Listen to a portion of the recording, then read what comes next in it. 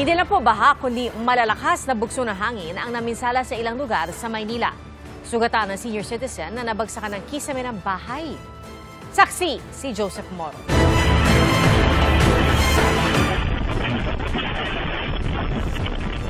Ganito katindi ang buga ng malakas na hangin sa Blue Lungkig Extension sa Barangay 539, Sampaloc, Maynila kagabi. Nagliparan ng mga dahon at naalog ang nagre-record na CCTV camera. Ayon sa kapitan ng barangay na si Christopher Tito, nagkaroon ng pagsabog sa isang poste at may mga bahay na nawala ng bubong at kisame.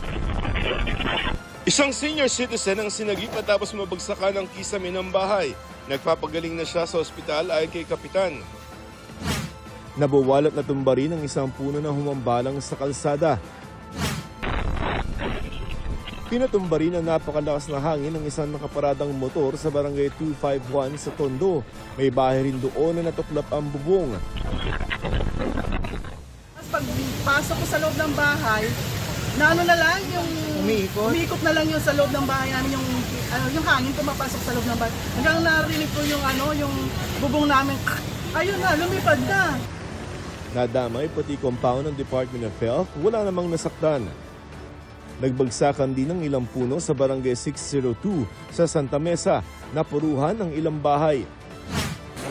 Binaha naman ang San Lorenzo Street sa Old Santa Mesa matapos ding tumaas ang katabing ilog kaninang madaling araw. Lumikas ang ilang residente pero humupa na ang tubig bandang alas 8 ng umaga. Binaha rin ng ilang bahagi ng Taft Avenue lalo sa mga bahaging may baradong drainage.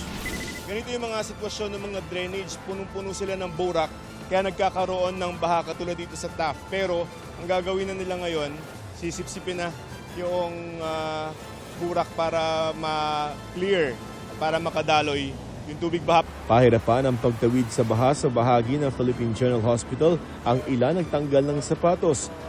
Ang iba nagbayad na lamang ng mas mahal sa padyak para makatawid. Numeral ko. Ha? 40 pesos? 40 daw? 50 pag mag-isa ka. Tatawid daw? Tatawid lang. Mabilis namang humupa ang baha kapag nalinis na ang drainage. Pero tumatakbo naman kasi high tide lang kaya tumaas. Galing lupa, sir. Siyempre po, yung mga espalto po na nahuhugasan ng ulan, yun po ang may mga buhangin din, di ba po? Pag nauulan, nagkakaroon tayo ng lubak-lubak. Yung tinatangay po ng tubig baha papunta sa loob ng drainage. Naglagay ang MMDA at Manila LGU ng isang mobile pump sa Manila Bay para mahigop ang baha papunta sa dagat. Kaya nitong humigop ng 2.5 milyong litro ng tubig kada 30 minuto. Ayon kay MMDA Chairman Don Artes, maglalagay rin sila ng mobile pump sa iba pang bahaing lugar sa Metro Manila. Siguro bigyan natin ng Parañaque, yung mga perinyal na binabaha. Tapos mag-iiwan naman tayo sa MMDA. Quezon City, bigay din tayo on a need basis. Taas baba rin ang baha sa ilang bahagi ng Quezon City dulot ng mga ulang lumalakas at humihina. May mga tumirik na sasakyan gaya sa Santo Domingo Avenue at G. Arneta Avenue. Naglutangan ng mga basura pero no choice at marami pa rin tumatawid sa baha. Sako-sakong basurang naanod sa creek ang nahakot ng mga kawani ng lungsod kanina. Sa Greenland Street sa Barangay Bagong Silangan, nakadagdag sa pagbaha ang tubig mula sa kabundukan. Nilagyan ng caution tape ang isang bahagi ng kalsada matapos umunong makuryente at mamatay ang isang aso.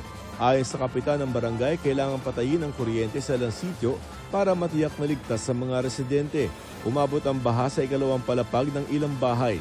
Halos 3,000 na lumikas sa evacuation center, ang ilan sa kanila Sabado pa naroon. Kahapon po sana bumaba kami nung mga alas 8. Tiningnan po namin, inabot kami po sa second floor. Balik po ulit kami dito. Kumbaga, pero yung mga bata dito na po talaga. Sa evacuation center na ito may hiwalay na tent ang mga alagang hayop. Nakalagay sila sa kulungan at merong bantay mula sa barangay. Sa iba pang bahagi ng lungsod, malaking tulong ang detention basin sa pag-iwas sa baha. Gaya ng detention basin sa ilalim ng basketball court na ito na may lalim na 3 Olympic-sized swimming pool. Mag-iipon siya ng water, catch niya yung water ng baha, ng rainfall, tapos pag huminto, ile-let go na siya. Papakakawalan din yung water sa mga waterways na. Higit 130 detention basins ang target ng Quezon City Drainage Master Plan pero 3 pa lamang ang natatapos. Sa Marikina City, binaha ang ilang bahagi ng Barangay Tumana at Barangay Malanday pero ito'y dahil sira raw ang pumping station kaya umapaw ang creek sa pagitan ng dalawang barangay. Unti-unting humupa ang baha ng dalhin ng mobile pump ng MMDA para higupin ang tubig at itapon sa Marikina River. Umabot sa mahigit 16 meters ang level ng tubig sa Marikina River kaya pinalikas sa mahigit 2,000 residente. Pero di tulad sa mga nakaraang taon, sabi ng Office of the Mayor, walang malawak ang pagbaha at nadaraanan lahat ng major road ng lungsod. Ipagpatuloy namin yung pagpapalalim talaga at pagpapalapad ng ilog. Talagang we were able to maximize the carrying capacity ng ilog. Ako si Joseph Morong, ang inyong saksi.